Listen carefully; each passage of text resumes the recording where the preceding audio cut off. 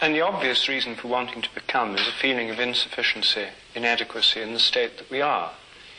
And one of the reasons for this is that we live in an imperfect world. Our relations with other people are imperfect. We're not content for a variety of reasons with the way we are. So the way out of that seems to be to become something else. Yeah. So why not? You see, that means escaping from what is. Yes, but it may seem that what is something we have a need to escape from. Because there's something wrong with it. So why not? All right, take the usual experience. I'm violent.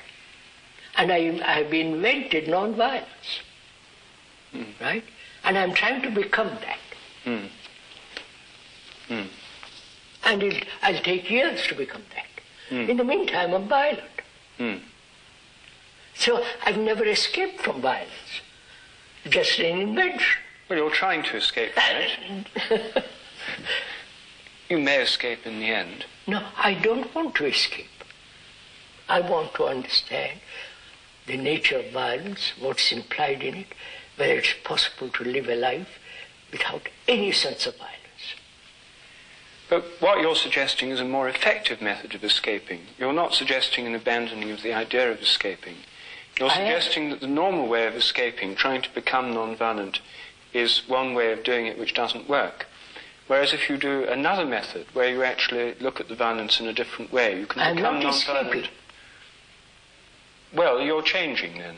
No, I am violent. Yes. I want to see what's the nature of violence, how it arises. But for what purpose? To see whether it's possible to be free of it completely. But isn't that a kind of escape from it? Being free of something? It's not an escape. Why not? Avoidance, running away, fly away from what is an escape. But to say, look, this is what I am, let's look at it. Let's observe what its content is. That's not escape. Oh, I see. The distinction you're making is that if you run away, an escape in the normal sense is running away from something, like escaping from prison or one's parents or whatever. Yes. But they still remain there. What you're saying is that to escape, rather than escaping from violence, which leaves violence intact and still there, and you try and distance yourself from it, you try to dissolve violence or abolish it. Yeah, dissolve. Yes. Not abolish it, dissolve. All right. So this is different from escape because you're trying to dissolve the thing rather than run away from it. Yeah. Yes. So running away is everybody runs away. Well, it usually works to a limited extent. No,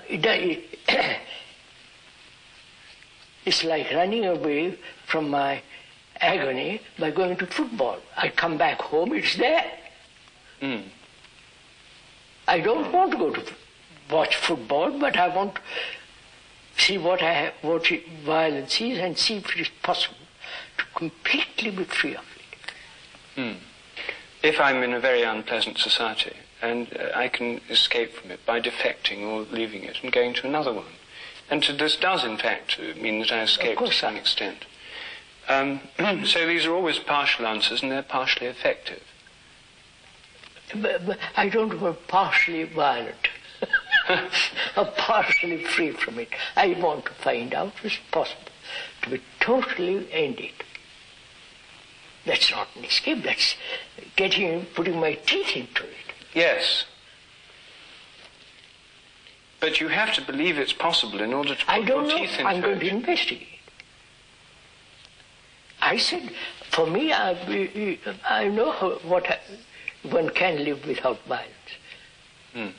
But that may be a freak, that may be a biological freak and so on. But to discuss together, four of us, and see if we could be free of violence completely means not escaping, not suppressing, not transcending it,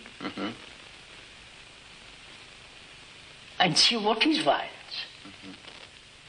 Violence is part of imitation, conformity, right? Part is physical, that I'm not talking about that. So psychologically there's this constant comparing. That's part of hurt. part of violence. Mm-hmm. So can I live without comparison? When from childhood I've been trained to compare myself with somebody. I'm talking comparison, not good cloth and bad cloth. Right. Talking about comparing myself. Myself. With you who are bright, who are clever, who have got publicity, who got... When you say a word, the whole world listens, and I can shout, nobody cares. So I want to be like you. So I'm comparing constantly with myself with something I think is greater. So this is where becoming comes from, this comparison. That's just it. So can I live without comparison? And doesn't that leave me in the insufficient state? No. To live without comparison? Yes. No. Well, here I start off then insufficient. You understand, sir? Am I dull because I compare myself with you? Yes. You're bright? Yes, you're dull because you compare yourself. If I by comparing myself with you, who are bright, who are clever, I become dull. I think I'm dull. Yes. But if I don't compare, then I am what I am. Well, you may not compare, but I may compare. I may say, you're dull. All right. I say, all right. You say you're dull. I say, am I? I want to know what does it mean. Does it mean he's comparing himself with me, who is, you follow? See, the yes, reverse of it. it'd be very frustrating, that. Yes. I mean, if one compared oneself with somebody and said, you're dull, yes. And then they said, what does dullness mean? Yes. The other day, after one of the talks in England, a man came up to me and said, sir, you are a beautiful old man, but you're stuck in a rut. I said, perhaps, I don't know, we'll go into it. So I went up to my room and said, am I? Because I don't want to be stuck in a rut. I may be. So I went into it very, very carefully, step by step, and found, what does a rut mean? To stick in a groove along a particular line? Maybe. So I watch it. So observation of a fact is entirely different from the escaping or suppression of a fact.